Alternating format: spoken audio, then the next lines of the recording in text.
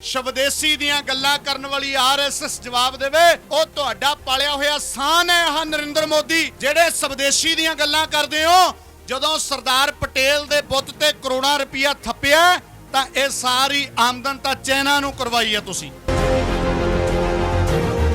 RSS वालिओ तुहाडे कोल कोई चपनी है या तुहानू किसान आगू भेजण, तुहानू चपनी च नक डोब के मर जाना चाहिए।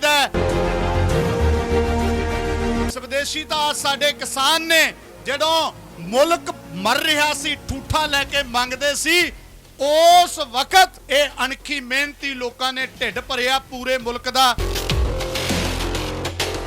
अंदोलन दियां दो ताकतां ने, वो साडे बुजुर्ग ते साडे नौजवान, जे ये दोनों ताकतां इकट्ठियां हो जांदियां ने, मोदी किहड़े बाग दी मूली है तां 1739 विच नादर शाह नूं वक्त पाता सीगा।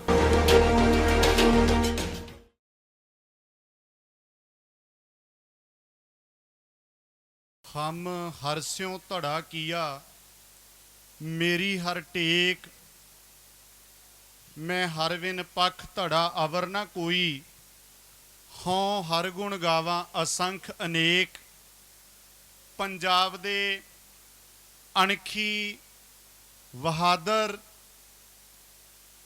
मेहनत पसंद सत्कारयोग सजणों, गुरु गोबिंद सिंह साहिब पिता जी वल्लों बख्शी फतेह परवानों जी, वाहिगुरु जी का खालसा वाहिगुरु जी की फतेह। दुनिया दे विच विकास दा जिहड़ा मॉडल दिता जा रहा है वो खेती दे लई बहुत खतरनाक है। यही कारण है कि विकसित देशां दे विच भी बहुत वड्डे पद्धर ते किसान खेती नूं छड्ड रहे ने और उन्हां सरकारां नूं फिक्र पिया होया है कि किवें ना किवें ये किसान खेती करते रह जाण, भावें अरबां डॉलर सबसिडियां उन्हां नूं देणियां पैंदियां ने। सिर्फ 2 तो 5% किसान खेती करते हैं। उन्हां विकसित देशां दे विच भी, अमेरिका दे विच भी लखां किसान खेती छड़ चुके हैं, क्योंकि उत्थे भी विल गेट्स वर्गे सब तो वड्डे किसान अखवाउंदे हैं। वो कानून जिहड़े दुनिया पद्धर ते फेल हो चुके हैं, उस किस्म के कानून इत्थे भारत दे विच लियाउणा चाहुंदी है मोदी गौरमेंट। तुसीं सब कुछ सुनिया, पर मैं कहना चाहुंदा इन्हां कानूनां तो पहलां भी किसान की हालत जिहड़ी है वो बहुत तरसयोग है। आपां सारे इस गल नूं जाणदे हां कि 86% किसान तां ओह ने जिन्हां कोल 5 एकड़ तो घट जमीन है। देश का 64% किसान है जिहदे कोल 2.5 एकड़ तो घट जमीन है। लखां किसान है जिन्हां दी आमदन खर्चे तो बहुत ज़्यादा थल्ले है। यही कारण है कि नैशनल क्राइम रिकॉर्ड ब्यूरो दे वल्लों जिहड़ी रिपोर्ट दिती गई है 1995 तो लैके अज तक 2,96,438 किसान खुदकुशियां कर चुके ने। मैं इन्हां कानूनां तो पहलां दी गल करके ये कहना चाहुंदा कि किसान तां वेल्टीलेटर ते है, पहलां ही वेल्टीलेटर दे उत्ते साह लैंदा ते ये काले कानून लिया के बिल्कुल उन्होंने वेल्टीलेटर तो वांझा किया जा रहा है कि मार ही दो बस।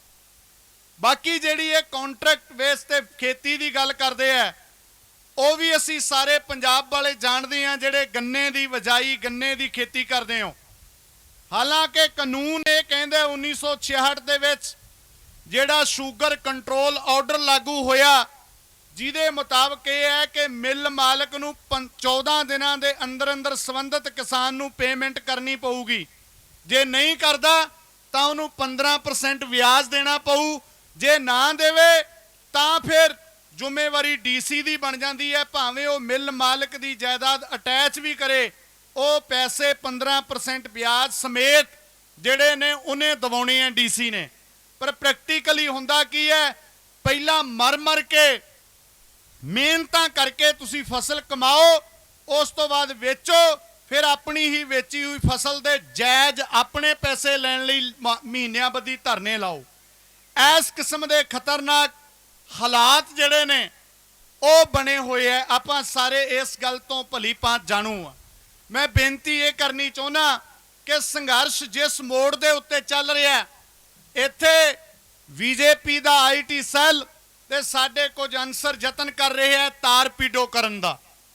ਔਰ ਇਹ ਸਟੇਜ ਜਿਹੜੀ ਹੈ ਉਹ ਸਟੇਜ ਹੈ, ਮੈਂ ਦੱਸਣਾ ਚਾਹੁੰਦਾ, ਅਸੀਂ ਮਸਤੂਆਣਾ ਸਾਹਿਬ ਦੇ ਵਿੱਚ ਜਦੋਂ ਨੌਜਵਾਨਾਂ ਦੀ ਇਕੱਤਰਤਾ ਸੱਦੀ, ਸਰਦਾਰ ਸੁਰਜੀਤ ਸਿੰਘ ਫੂਲ ਜੀ ਨੂੰ ਬੇਨਤੀ ਕੀਤੀ ਕਿ ਬਹੁਤ ਵੱਡਾ ਕੰਮ ਹੋਊਗਾ ਜੇ ਤੁਸੀਂ ਉਸ ਸਟੇਜ ਦੇ ਉੱਤੇ ਆ ਜਾਓ। ਅਸੀਂ ਇਹਨਾਂ ਨੂੰ ਇੱਕ ਦਿਨ ਪਹਿਲਾਂ ਬੇਨਤੀ ਕੀਤੀ ਪਿਆਰ ਨਾਲ, ਭਾਵੇਂ ਇਹਨਾਂ ਦਾ ਆਪਣਾ ਪ੍ਰੋਗਰਾਮ ਸੀਗਾ, ਉਹਨੂੰ ਛੇਤੀ ਛੇਤੀ ਨਿਪਟਾ ਕੇ ਹਿੰਮਤ ਨਾਲ ਉਹਦੇ ਵਿੱਚ ਸ਼ਮੂਲੀਅਤ ਕੀਤੀ। ਔਰ ਇਹ ਬਹੁਤ ਵੱਡੀ ਗੱਲ ਹੈ ਕਿ ਸੰਯੁਕਤ ਮੋਰਚੇ ਦੇ ਸੀਨੀਅਰ ਲੀਡਰ ਸਰਦਾਰ ਸੁਰਜੀਤ ਸਿੰਘ ਫੂਲ ਜਿਹੜੇ ਆਪਣਾ ਕਲਾਵਾ ਹਮੇਸ਼ਾ ਖੁੱਲਾ ਰੱਖਦੇ ਆ, ਮੈਂ ਕਹਿੰਦਾ ਸਾਰਿਆਂ ਨੂੰ ਇੱਥੋਂ ਸਾਨੂੰ ਸਮਝ ਲੈਣ ਦੀ ਲੋੜ ਹੈ, ਕਿਉਂਕਿ ਅੰਦੋਲਨ ਦੀਆਂ ਦੋ ਤਾਕਤਾਂ ਨੇ, ਸਾਡੇ ਬਜ਼ੁਰਗ ਤੇ ਸਾਡੇ ਨੌਜਵਾਨ। ਜੇ ਇਹ ਦੋਨੋਂ ਤਾਕਤਾਂ ਇਕੱਠੀਆਂ ਹੋ ਜਾਂਦੀਆਂ ਨੇ, ਮੋਦੀ ਕਿਹੜੇ ਬਾਗ ਦੀ ਮੂਲੀ ਹੈ, ਤਾਂ 1739 ਵਿੱਚ ਨਾਦਰ ਸ਼ਾਹ ਨੂੰ ਵਕਤ ਪਾਤਾ ਸੀਗਾ।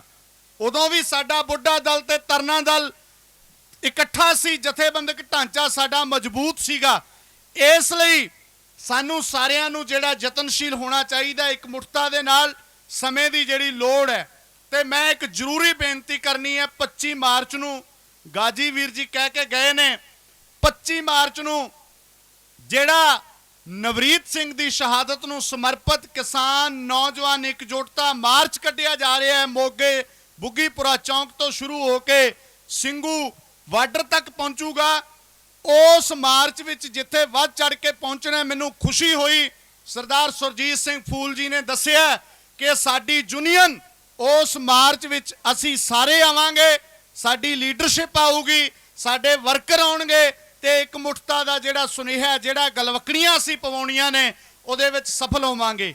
ਮੈਂ ਸਿਰਫ ਆਖਰ ਜਿਹੜੀ ਬੇਨਤੀ ਕਰਨੀ ਚਾਹੁੰਦਾ ਉਹ ਇਹ ਹੈ ਕਿ ਕਿਸਾਨੀ ਅੰਦੋਲਨ ਦੇ ਦੌਰਾਨ ਜਿੰਨੀਆਂ ਵੀ ਜਾਨਾਂ ਜਾ ਚੁੱਕੀਆਂ ਨੇ, ਉਹਨਾਂ ਪਰਿਵਾਰਾਂ ਨੂੰ ਸੰਭਾਲਣ ਦੀ ਜ਼ਿੰਮੇਵਾਰੀ ਵੀ ਸਾਡੀ ਹੈ। ਤੁਸੀਂ ਇੱਕ ਕੰਮ ਕਰਨਾ ਸਾਰੇ ਭੈਣ ਭਰਾਵਾਂ ਨੇ ਕਿ ਕਿਸਾਨੀ ਅੰਦੋਲਨ ਦੇ ਦੌਰਾਨ ਜਿੰਨੀਆਂ ਦੀਆਂ ਜਾਨਾਂ ਗਈਆਂ, ਉਹਨਾਂ ਦੇ ਬਾਇਓਡਾਟੇ ਜ਼ਰੂਰ ਇਕੱਠੇ ਕਰੋ। ਅਸੀਂ ਵੀ ਯਤਨ ਕਰ ਰਹੇ ਹਾਂ, ਭਾਵੇਂ ਫੂਲ ਸਾਹਿਬ ਕੋਲ ਪਹੁੰਚਾ ਦਿਓ, ਇਹਨਾਂ ਦੀ ਸੀਨੀਅਰ ਲੀਡਰਸ਼ਿਪ ਕੋਲ ਪਹੁੰਚਾ ਦਿਓ ਕਿ ਮਸਤੂਆਣਾ ਸਾਹਿਬ ਦੇ ਵਿੱਚ ਟੋਟਲ 42 ਕੋਰਸ ਚੱਲਦੇ ਆ, ਨਰਸਰੀ ਤੋਂ ਲੈ ਕੇ ਐਮਐਡ ਵੀਐਡ ਤੱਕ, ਬੀ ਫਾਰਮੇਸੀ ਵਗੈਰਾ। ਉਹ ਜਿੰਨੇ ਵੀ ਕੋਰਸ ਉੱਥੇ ਚੱਲਦੇ ਆ, ਅਕਾਲ ਕਾਲਜ ਕੌਂਸਲ ਨੇ ਇੱਕ ਉਦਮ ਕੀਤਾ ਕਿ ਆਪਣੇ ਵਿਦਿਅਕ ਅਦਾਰਿਆਂ ਦੇ ਸਾਰੇ ਜਿਹੜੇ ਦਰਵਾਜ਼ੇ ਖੁੱਲੇ ਕਰ ਦਿੱਤੇ ਹੈ।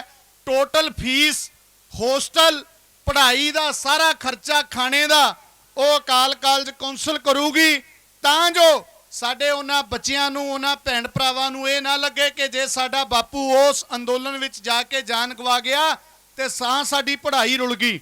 ਇਹ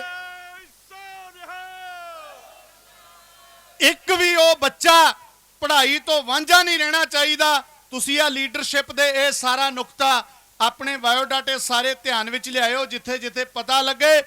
ਮੈਂ ਇੰਨੀਆਂ ਬੇਨਤੀਆਂ ਨਾਲ ਖਿਮਾ ਚਾਹੁੰਦਾ ਤੇ ਜਾਂਦਾ ਜਾਂਦਾ ਆਰਐਸਐਸ ਵਾਲਿਆਂ ਨੂੰ ਇੱਕ ਗੱਲ ਜ਼ਰੂਰ ਕਹਿ ਦਿਆਂ, ਬਈ ਤੁਸੀਂ ਚੱਪਣੀ ਲਓ। ਆਰਐਸਐਸ ਵਾਲਿਓ, ਤੁਹਾਡੇ ਕੋਲ ਕੋਈ ਚੱਪਣੀ ਹੈ ਜਾਂ ਤੁਹਾਨੂੰ ਕਿਸਾਨ ਆਗੂ ਭੇਜਣ, ਤੁਹਾਨੂੰ ਚੱਪਣੀ 'ਚ ਨੱਕ ਡੋਬ ਕੇ ਮਰ ਜਾਣਾ ਚਾਹੀਦਾ ਹੈ। ਉਹ ਆਰਐਸਐਸ ਜਿਹੜੀ ਅੱਜ ਤੱਕ ਸਵਦੇਸ਼ੀ ਦੀ ਗੱਲ ਕਰਦੀ ਰਹੀ ਹੈ ਕਿ ਦੇਸ਼ ਵਿੱਚ ਅਨਾਜ, ਦੇਸ਼ ਵਿੱਚ ਪੈਦਾ ਹੋਣ ਚੀਜ਼ਾਂ ਦੇਸ਼ ਵਰਤੇ, ਵਿਦੇਸ਼ੀ ਚੀਜ਼ਾਂ ਦੀ ਲੋੜ ਨਹੀਂ, ਸਵਦੇਸ਼ੀ ਦੀਆਂ ਗੱਲਾਂ ਕਰਨ ਵਾਲੀ ਆਰਐਸਐਸ ਜਵਾਬ ਦੇਵੇ। ਉਹ ਤੁਹਾਡਾ ਪਾਲਿਆ ਹੋਇਆ ਸਾਨ ਹੈ ਆਹ ਨਰਿੰਦਰ ਮੋਦੀ, ਜਿਹੜੇ ਸਵਦੇਸ਼ੀ ਦੀਆਂ ਗੱਲਾਂ ਕਰਦੇ ਹੋ।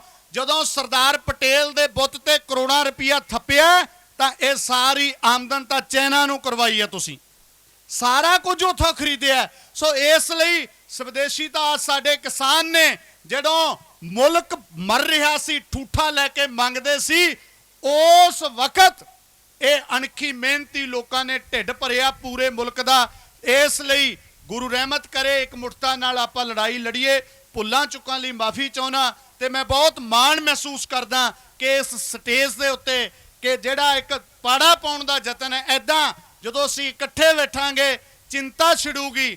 ਤੇ ਮੈਂ ਦੇਖੋ ਸਰਦਾਰ ਸੁਰਜੀਤ ਸਿੰਘ ਫੂਲ ਵਰਗੇ ਇਹੋ ਜਿਹੇ ਆਗੂਆਂ ਤੇ 370 ਕਿਹੜਾ ਇਰਾਦੇ ਦਾ ਕਿਹਦਾ ਕਤਲ ਕਰਨ ਦਾ ਇਰਾਦਾ ਸੀਗਾ? ਇਹ ਸਾਡੇ ਬਜ਼ੁਰਗਾਂ ਦਾ ਜਿਹੜਾ ਇਹ ਕੀਤਾ ਜਾ ਰਿਹਾ ਸ਼ਰੇਆਮ ਧੱਕਾ। ਸਾਡੇ ਵੇਕਸੂਰ ਨੌਜਵਾਨ ਭਾਵੇਂ ਉਹ ਲੱਖਾ ਸਿਧਾਣਾ ਹੋਵੇ ਜਾਂ ਕੋਈ ਹੋਰ ਵੀਰ ਦੀਪ ਸਿੱਧੂ ਵੀ ਹੋਵੇ, ਕੋਈ ਵੀ ਹੋਵੇ, ਜਿਨ੍ਹਾਂ ਵੇਕਸੂਰਾਂ ਦੇ ਉੱਤੇ ਪਰਚੇ ਪਾਏ ਜਾ ਰਹੇ ਨੇ ਇਸ ਜ਼ਾਲਮ ਹਕੂਮਤ ਵੱਲੋਂ, ਉਹਨਾਂ ਨੂੰ ਤੁਰੰਤ ਰੱਦ ਕਰਵਾਉਣਾ ਤੇ ਉਹਨਾਂ ਦੀ ਬਿਨਾਂ ਸ਼ਰਤ ਰਿਹਾਈ ਕਰਵਾਉਣ ਦੇ ਲਈ ਸਾਨੂੰ ਸਾਰਿਆਂ ਨੂੰ ਤਤਪਰ ਰਹਿਣਾ ਚਾਹੀਦਾ ਹੈ। ਵਾਹਿਗੁਰੂ ਜੀ ਕਾ ਖਾਲਸਾ, ਵਾਹਿਗੁਰੂ ਜੀ ਕੀ ਫਤਿਹ।